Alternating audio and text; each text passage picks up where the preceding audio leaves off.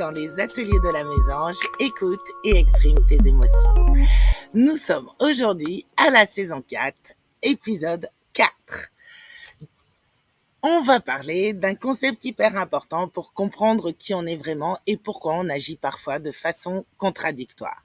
Car tu t'es peut-être rendu compte, mais on n'est pas tout seul dans notre tête. Nous sommes 3, le ça, le moi et le surmoi.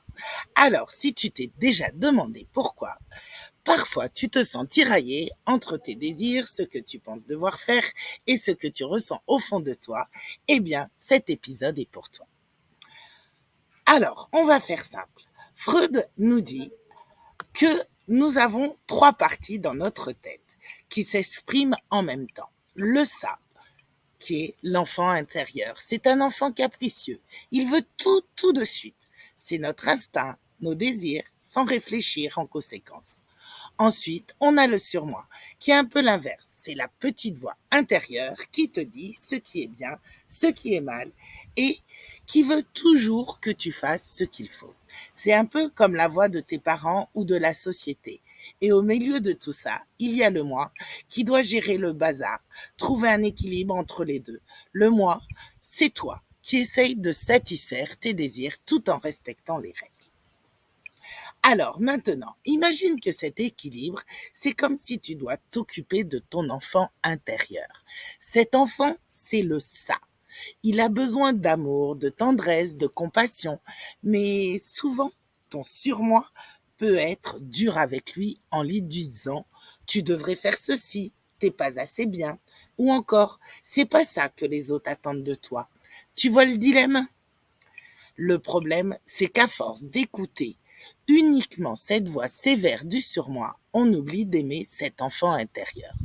Pourtant, il a besoin d'être entendu et d'être aimé, tout comme nous avons besoin de nous accepter tel que l'on est, avec nos envies, nos imperfections et nos besoins.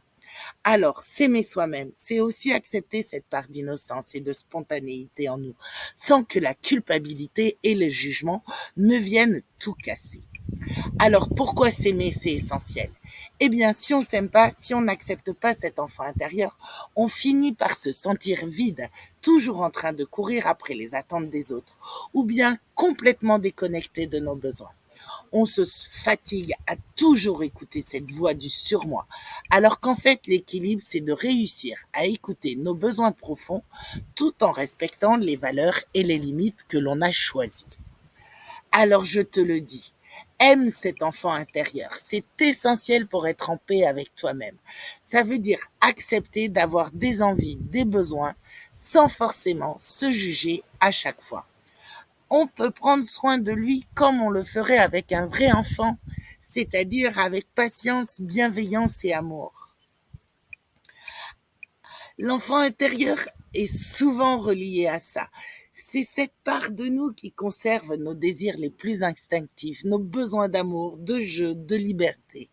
Tandis que le moi et le surmoi tentent de jongler entre ces élans bruts et les règles que l'on s'impose pour s'adapter au monde. Voilà, en quelques mots, pourquoi il est important de comprendre ces parties de nous, mais surtout de les accepter. On a tous en nous des envies, des attentes, des contradictions.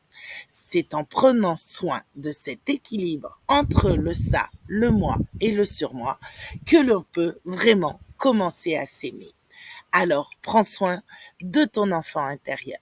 Je te rappelle que sur ma chaîne, tu trouveras les méditations. Et j'en ai fait une pour que tu rencontres et que tu prennes soin de ton enfant intérieur. Alors, si cet épisode t'a aidé à y voir plus clair, n'hésite pas à partager, à t'abonner pour d'autres sujets qui t'aident à mieux comprendre qui tu es et comment avancer sereinement dans la vie. Et je te dis à mercredi prochain.